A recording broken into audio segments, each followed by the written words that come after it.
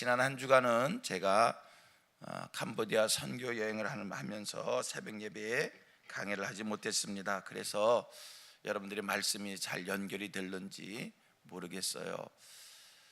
로마서에서 강조되는 말씀은 구원은 믿음으로 말미암은 것이다 라는 게 강조되고 있고요. 9장에서는 무슨 얘기가 특별히 강조됐냐면 구원은 믿음으로 말미암은 것인데 이 구원 얻을 자, 이거는 하나님의 선택하심이라는 겁니다. 예서와 야곱을 말씀하면서 예서와 야곱, 하나님께서 야곱을 선택했는데 어머니의 복 중에서 선택했다는 거예요. 그처럼 우리의 구원은 하나님의 일방적인, 하나님의 주권에 의한 선택입니다. 우리의 어떤 행위를 보고 하나님이 선택하시는 것이 아니라 우리의 행위를 보기 이전에 하나님께서 무조건적 선택을 통해서 구원 얻을 자와 그렇지 못한 자가 나뉜다는 겁니다. 그러다 보면 우리가 의아하게 생각하고 여러 가지 궁금하게 생각하는 문제가 있습니다. 구원이 하나님의 선택에 의해서 되는 것이라면 구태 우리가 전도할 이유가 있겠는가? 구원 얻을 자는 어차피 구원 얻는 거고, 구원 얻지 못할 자는 아무리 전도를 한들 구원 얻을 수 있겠는가? 전도가 무슨 필요가 있겠는가? 이러한 의문을 제기할 수도 있고요. 하나님의 무조건적인 선택에 의해서 구원 얻는다고 할 때 우리가 많은 생각이 복잡해질 부분들이 있어요.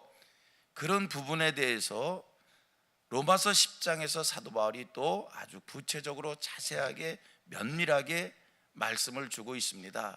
그래서 로마서 10장은 로마서 9장의 말씀에 대한 보충 설명이다, 부연 설명이다, 이렇게 이해할 수 있습니다.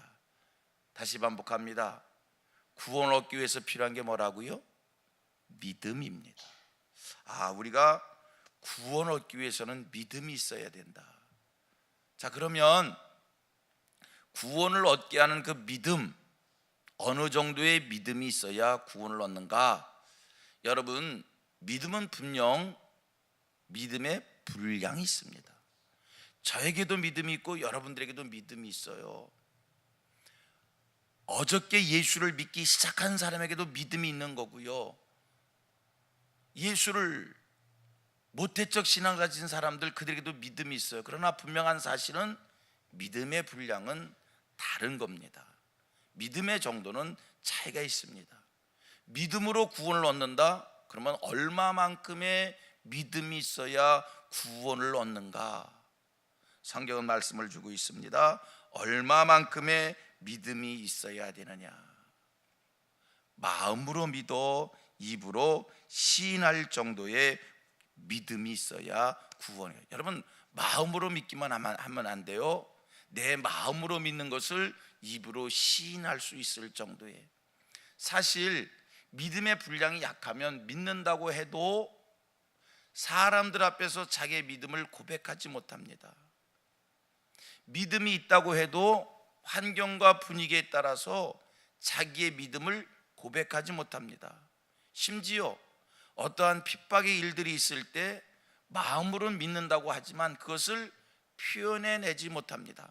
성경은 얘기합니다. 우리의 믿음의 분량, 우리를 구원에 이르게 하는 그 믿음의 분량은 마음으로 믿고 입으로 시인할 수 있을 정도. 여러분, 예수를 그리스도로 고백하는 이 믿음은요, 우리가 언제 어디서나 어떤 형편에 있든지 당당하게, 어떠한 손해와 어떠한 피해와 어떠한 억압된 일이 내게 온다 할지라도 입으로 시인할 수 있을 정도의 그 믿음을 가져야 우리의 믿음이 온전한 믿음이요 구원에 이르게 하는 믿음인 줄로 믿습니다. 신앙인들을 신앙을 가졌다고 하는데 배도하는 사람들이 참 많이 생겨요.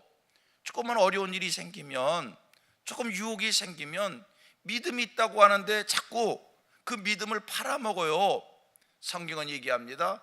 우리를 구원에 이르게 하는 믿음은 어떤 지경, 어떤 형편, 이렇게 표현하겠습니다. 어떤 손해를 봐도, 어떤 핍박을 받아도 우리는 내가 마음으로 믿는 것을 입으로 시인할 수 있을 정도. 자, 성경 찾아봅니다. 로마서 10장 9절입니다. 자, 같이 읽습니다. 시작. 내가 만일 내 입으로 예수를 주로 시인하며, 다시 한번 시작.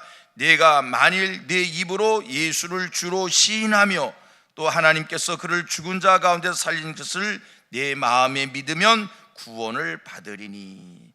여러분, 마음으로 믿는 믿음을 입으로 시인할 수 있을 정도의 그런 성숙한 그리스도의 분량에 설 수 있는 우리 모두가 되기를 주님의 이름으로 축복합니다.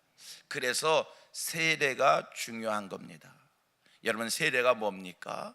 세례는 많은 이들 앞에 나는 예수 그리스도를 믿습니다 라고 하는 고백인 거예요. 표현인 거예요. 우리가 꼭 세례를 받아야 구원을 받는 것은 아닙니다. 세례를 받지 않아도 구원받습니다. 가끔 우리 성도들이 안타까이 여길 때가 있어요.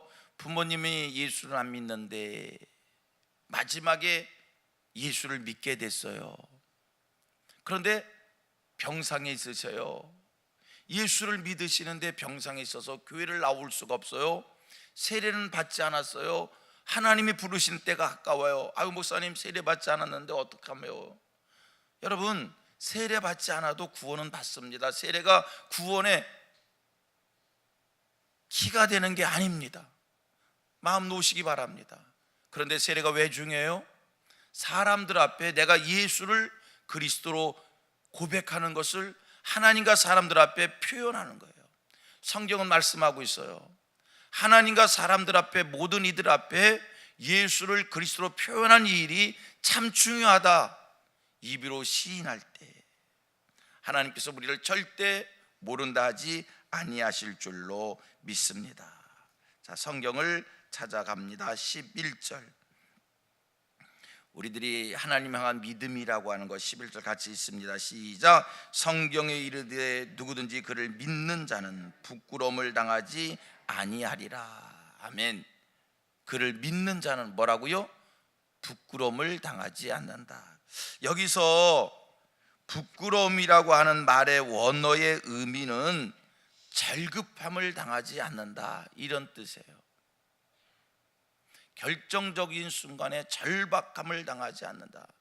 사느냐 죽느냐의 기로 속에서 예수를 믿는 자들, 그를 믿는 자는 절박함을 당하지 않는다.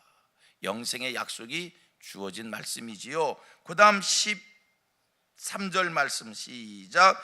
누구든지 주의 이름을 부르는 자는 구원을 받으리라. 성경 약속합니다. 누구든지 주의 이름을 부르는 자는 구원을 받는다. 누구든지, 성경은 얘기합니다.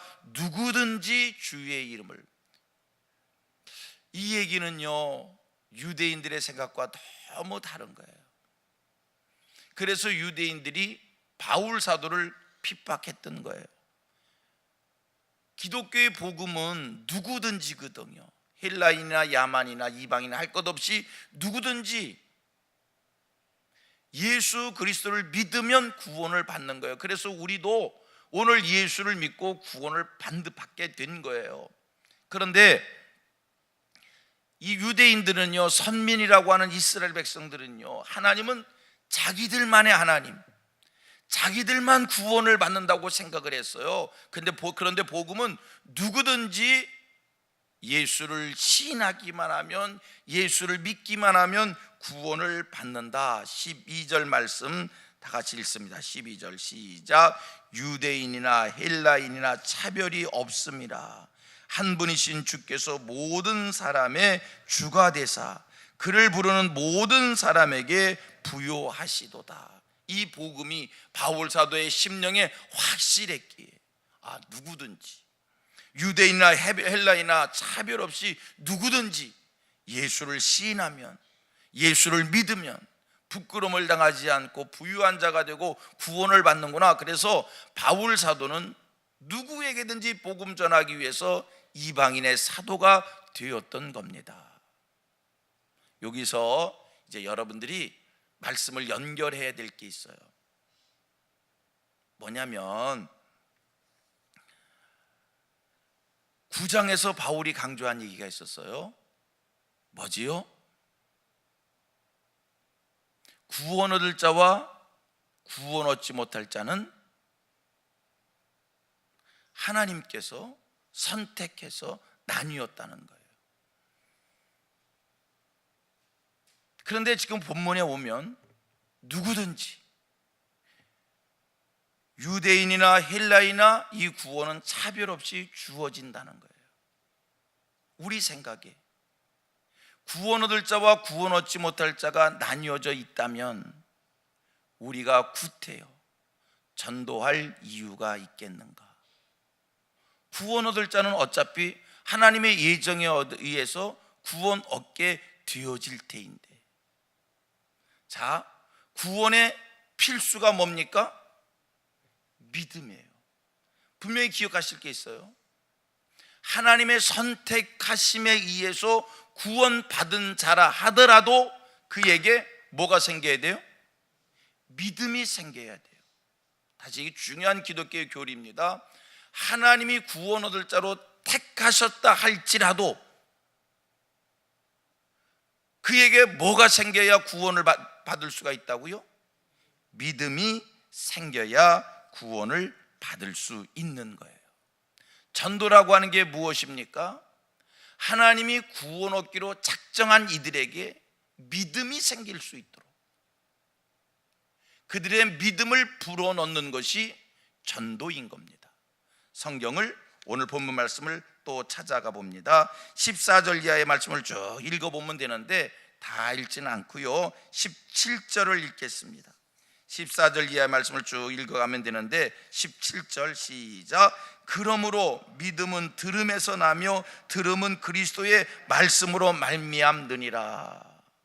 믿음은 무엇으로 말미암다고요? 믿음은 무엇으로? 들음에서 나며. 무엇을 들을 때에? 그리스도의 말씀을 들을 때에 믿음이 생긴다는 겁니다. 여러분, 손뼉이 마주쳐야 소리가 나듯이 하나님께서 구원 얻을 자를 다 선택해 놓으셨어요. 그런데 이 선택해 놓은 사람들에게 믿음이 싹이 터요. 믿음이 확 일어나요. 믿음이 생겨요. 언제 믿음이 싹이 나고 언제 믿음이 생기고 언제 믿음이 싹이 나는가? 언제 믿음이 드러나는가? 그리스도의 말씀을 들을 때 하나님이 선택한 자들 마음속에, 하나님이 그들 선택한 자들 마음속에 믿음이 될 수 있는 그 요소를 심어 놔서 그리스도의 말씀을 듣는 순간 믿음이 살아나서 그 믿음으로 구원을 얻게 된다는 겁니다. 그러므로 오늘 우리는 쉬지 않고 여러분, 이 땅에 그리스도의 말씀을, 예수가 하나님의 아들이시고 예수가 인류를 구원하기 위해서 오셨고 예수를 믿으면 하나님의 자녀가 되고 죽음 이후에 내 세계를 얻게 되어진다라고 하는 것을 쉬지 않고 전해야 되는 겁니다. 열심히 전하십시오. 여러분들이 그리스도의 말씀을 전할 때에 하나님께서 구원하기로 작정한 이들 마음속에서의 믿음이 자라나게 될 줄로 믿습니다. 그래서 전도에는 성공이 있고 실패가 있는 게 아니에요. 열심히 그리스도의 말씀을 전하면 여러분, 하나님이 구원하기로 작정하는 이들 마음속에서의 하나님이 역사하셔서 그들이 다 말씀 듣고 믿음 생기고 믿음 키워 결국에 그 믿음이 입으로 시인할 정도의 믿음이 생겨서 구원의 자리에 다 서게 될 줄로 믿습니다. 구원 얻을 자와 그렇지 못한 자를 하나님이 선택하셨다고 해서, 작정하셨다고 해서 우리가 가만히 있으면 안 돼요. 맡은 자에게 구한 것은 충성이라고요. 열심히 예수 전하여 하나님이 예정한 이들을 구원의 자리에 다 세우는 일에 복되게 귀하게 사용되어지는 성민의 모든 권속들 되어지기를 주님의 이름으로 축복합니다. 오늘도 하나님 나라를 위해서 귀하게 사용되어지고 헌신될 수 있는 여러 모든 성도들 되기를 주님의 이름으로 축복합니다.